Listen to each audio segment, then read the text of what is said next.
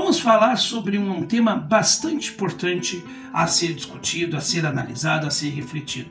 Vamos falar de falsas equivalências. No meio dos historiadores, há algo que é temido e é muito, mas muito temido.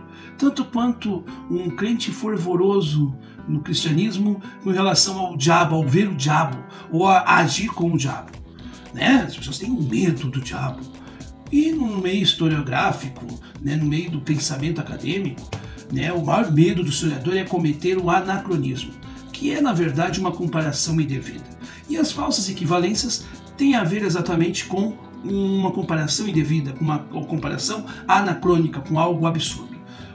Muitos petistas acusam, e algumas coisas eles têm razão sim, que eu sigo em alguns determinados momentos, já fez algumas falsas equivalências, comparações não muito corretas. E a gente tem que reconhecer, eu reconheço, faço a autocrítica e não tem problema.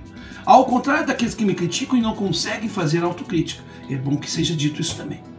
Se o Ciro fez falsas equivalências, será que o PT também não faz com os demais? Quando simplesmente coloca e chama todo mundo que não concorda ou que não dança o seu, conforme a sua cartilha como fascista? Porque é isso que a gente tem visto nos últimos anos. E é isso que tem levado, inclusive, muitas pessoas a irem para o bolsonarismo.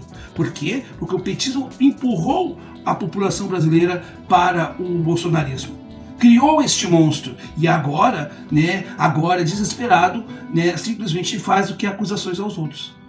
É lamentável quando as pessoas fazem o quê? Quando não concordam contigo, te chamam de mentiroso, questionam a tua moralidade, fazem sentenças, como a dona Márcia Tiburi, dizendo que quem vota no Lula só no segundo turno não tem dignidade. Ora, quem é a dona Márcia Tiburi para falar de dignidade? Uma pessoa que se exilou por livre e espontânea vontade do Brasil para ficar em Paris e não lutar de fato contra o que eles chamam de fascismo, que é um fenômeno criado pelo próprio PT, porque o Bolsonaro é uma consequência do Lula. Isso tem que ser dito aqui.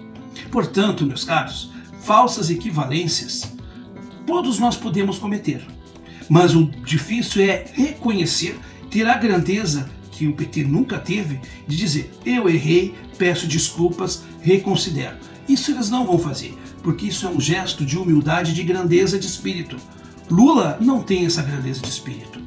O Ciro já pediu desculpas inúmeras vezes sobre muitas coisas que errou. Porque ser honesto não significa que você seja infalível. Ser honesto é exatamente entender que as suas próprias falhas têm que ser combatidas, muito mais do que a falha do outro.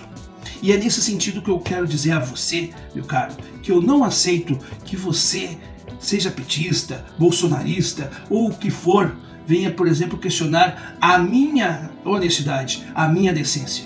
Não que eu seja uma pessoa infalível, não que eu seja o maior exemplo moral na Terra, porque eu também tenho, sim, muitas coisas a corrigir.